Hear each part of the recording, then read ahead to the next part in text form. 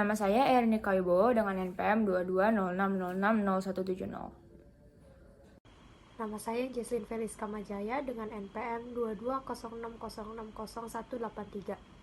Nama saya Hapsari Aulia Wicaksono, NPM 22060606196. Nama saya Belinda Nasya Azahra dengan NPM 2206060201. Perkenalkan, nama saya Christopher Hagan Ginting dengan NPM 22060600214. Metode yang dipakai dalam pengendalian bakteri adalah sterilisasi. Sterilisasi didefinisikan sebagai upaya untuk membunuh mikroorganisme dalam bentuk spora. Pada hal ini, kami memfokuskan metode sterilisasi dengan penggunaan autoklaf. Apa itu autoklaf? Autoklaf adalah suatu alat pemanas tertutup yang biasa digunakan untuk mensterilkan alat atau benda dengan uap bersuhu tinggi serta bertekanan tinggi, tepatnya saat bersuhu 121 derajat Celcius dan tekanan 15 lbs, biasanya dalam kurun waktu 15 menit. Mengapa pada pembahasan ini kami memilih autoklaf? Alasannya yang pertama adalah autoklaf ditujukan untuk membunuh endospora. Endospora ini dapat dibunuh pada suhu 100 derajat Celcius di tekanan atmosfer normal. Sedangkan pada suhu autoklaf yaitu 121 derajat Celcius, endospora dapat dibunuh hanya dalam waktu 4-5 menit. Dan vegetatif bakteri dapat dibunuh hanya dalam 6-30 detik pada suhu 65 derajat Celcius. Terdapat dua jenis autoklaf berdasarkan cara penggunaannya, yaitu autoklaf manual dan juga autoklaf digital. Pada autoklaf manual, ketika suhu sudah mencapai 121 derajat Celcius, maka mesin harus segera dimatikan atau nantinya mesin akan meledak.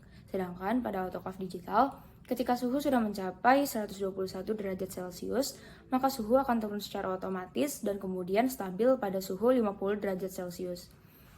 Komponen-komponen yang ada di dalam autoklaf adalah bejana tekan, ruang air, ruang uap, elemen panas yang dapat mendidihkan air menjadi uap, katup uap untuk membuang udara yang terjebak, katup pengaman untuk membuang uap yang berlebih, sensor suhu, dan juga pressure gauge untuk mengetahui tekanan di dalam autoklaf. Pada konteks pembahasan kali ini, autoklaf menggunakan gabungan dari dua bidang, yaitu bidang fisika dan juga biologi. Pada bidang fisika, sterilisasi menggunakan autoklaf ini disebut juga dengan metode pemanasan basah, yaitu metode yang menggunakan tekanan tinggi. Metode pemanasan basah ini biasa digunakan untuk sterilisasi biohazard dan juga alat-alat yang tahan panas. Selain itu, metode pemanasan basah ini juga digunakan untuk pembuatan media dan juga sterilisasi cairan. Nah, di samping itu, pembahasan kami kali ini mengenai tentang pengaplikasian jenis biologi terfokus pada sterilisasi alat medis. Alat medis dalam kedokteran memiliki sterilitas yang tinggi. Metode alat sterilisasi yang umumnya digunakan adalah metode panas lembab, seperti autoklaf, panas kering, seperti oven uap udara panas, dan juga kimia gas, seperti chemiclaf. Alat sterilisasi yang menjadi standar pada dunia kedokteran gigi adalah autoklaf. Penggunaan autoklaf dapat dilakukan dengan cara sebagai berikut. Pertama, sebelum melakukan sterilisasi, cek terlebih dahulu banyaknya air di dalam autoklaf. Apabila air kurang dari batas yang telah ditentukan, maka air dapat ditambahkan hingga mencapai batas tersebut. Air yang digunakan adalah air hasil destilasi untuk menghindari terbentuknya kerak dan karat. Yang kedua, masukkan peralatan dan bahan yang digunakan.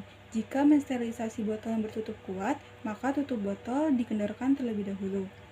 Yang ketiga, tutup autoklaf dengan rapat, lalu baut pengaman dikencangkan agar tidak ada uap yang keluar dari bibir autoklaf. Klep pengaman jangan dikencangkan terlebih dahulu.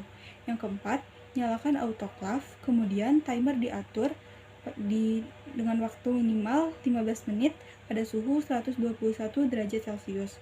Yang kelima, tunggu sampai air mendidih sehingga uapnya memenuhi kompartemen autoklaf dan terdesak keluar melalui klep pengaman. Kemudian klep pengaman ditutup atau dikencangkan dan tunggu sampai selesai. Penghitungan waktu 15 menit dimulai sejak tekanan mencapai 2 atmosfer. Yang keenam, Apabila alarm tanda selesai telah berbunyi, maka tunggu tekanan di dalam kompartemen turun hingga sama dengan tekanan udara di lingkungan. Hal ini dapat ditunjukkan oleh jarum pada pressure gauge yang menunjukkan ke angka 0.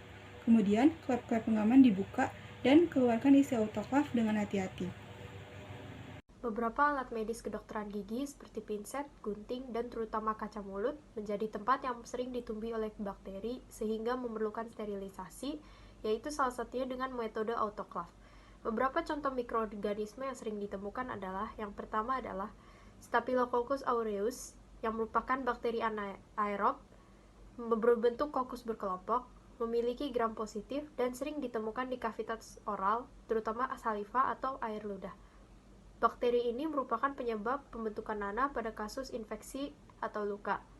Staphylococcus aureus dapat tercemar melalui tangan, udara, dan debu, serta seringkali ditemukan di lingkungan rumah sakit. Yang kedua, ada Streptococcus mutans, yang merupakan bakteri fakultatif anaerob dan biasa tersebar dalam oral. Bakteri kelompok ini merupakan agen utama penyebab karies gigi. Mereka mampu menghasilkan polisakarida ekstraseluler yang lengket dalam jumlah yang besar. Apabila terdapat karbohidrat di lingkungannya, maka kondisi ini berpotensi membantu bakteri menempel ke enamel atau berikatan antar mereka sehingga menyebabkan karies. Yang ketiga ada Formorophilus gingivalis, adalah bakteri anaerob obligat yang memiliki gram negatif dan membutuhkan hemin dan vitamin K. Pada lokasi intraoral, bakteri ini ditemukan dengan jumlah yang kecil. Nah, di sulcus gingiva dan biofilm subgingival. Dan juga pada P. gingivalis memproduksi enzim protease, ahemolisin, dan kolagenase, yakni enzim yang mendegradasi kolagen dan hasil metabolit yang bersifat sitotoksik, serta menyebabkan infeksi jaringan periodorinal.